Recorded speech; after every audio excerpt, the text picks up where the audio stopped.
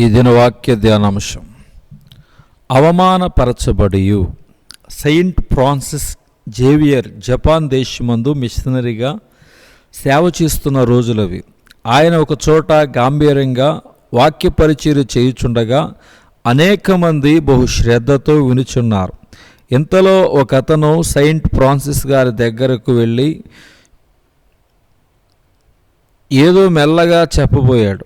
అది గమనించిన ఫ్రాన్సిస్ వినుటకు అతని ఎదుట తల వంచగా వచ్చిన ఆ వ్యక్తి గాండ్రించి ముఖం మీద అందరి ముందు ఉమ్మివేసి ఏమీ ఎరగనట్లు వెళ్ళిపోయాడు.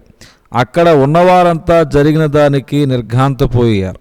ఇంతలో ఫ్రాన్సిస్ తన జేబులో ఉన్న చేతి రూపాయి తీసుకుని ఆ ఉమ్మును తుడుచుకుని ఏమీ జరగనట్టు మరలా నవ్వుతూ వాక్య పరిచర్యను కొనసాగించాడు. ముఖము మీద ఉమ్మివేయబడినప్పటికీ నొచ్చుకొనకుండా ఆయన సందేశాన్ని కొనసాగించటం వాక్యం వింటున్న వారు చూచి బహుగా ఆశ్చర్యపడ్డారు. అన్యుడైన ఒక డాక్టర్ జరిగిన దాన్ని చూచి తన కళ్ళను నమ్మలేకపోయారు. ఒక వ్యక్తి నిర్దాక్షిణ్యంగా ఉమ్మివేస్తే ఎటువంటి కోపానికి, ఆవేశానికి, బాధకు గురి కాకుండా ఆయన తన ముఖమును తుడుచుకున్నాడంటే అతను సామాన్యుడు కాదు, తప్పక తాను నమ్మిన దేవుడు గొప్పవాడై ఉంటాడు. గనుకనే అటువంటి గొప్ప వ్యక్తిత్వాన్ని తగ్గింపును కనబరిచాడు. ఆ రోజు జరిగిన ఆ సంఘటన ఆ డాక్టర్పై ఎంతో ప్రభావం చూపింది. ఆ తర్వాత కొద్ది దినాలకే అదే డాక్టర్ సెయింట్ ఫ్రాన్సిస్ జేవియర్ ద్వారా రక్షించబడి బాప్తిసం కూడా తీసుకున్నాడు.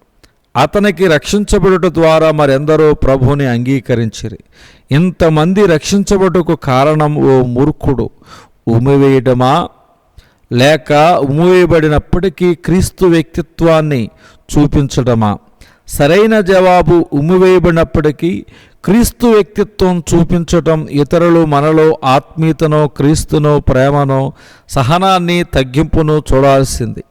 అనుకూల పరిస్థితిలో కాదు, మనము దూషించబడినప్పుడు, ద్వేషించబడినప్పుడు, అపార్థము చేసుకునబడినప్పుడు, అన్యాయపు తీర్పుకు గురైనప్పుడే మనలో ఉన్న క్రీస్తును ఇతరులకు చూపించే అవకాశం దొరుకుతుంది.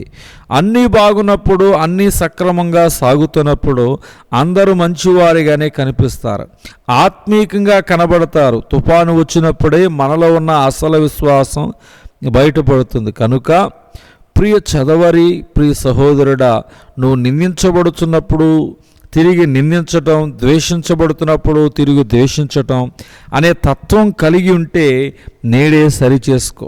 నిన్ను సాతాను మనుషులు రెచ్చగొడుతున్నప్పుడు నీ ఆత్మీయతను కనబరుచుటకు గొప్ప అవకాశం.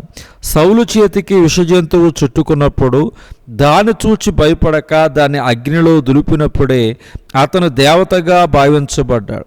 ఆ ద్వీపవాసులకు సువార్త చెప్పి రక్షణలోనికి నడపగలిగాడు. యోహాను అగ్నిపర్వతముల గల పద్మాసు ద్వీపములు ఉన్నప్పుడే ఆ అగ్నిపర్వతముల మధ్య దేవుని దర్శనాన్ని, ప్రకటన గ్రంథాన్ని మనకు అందించగలిగాడు.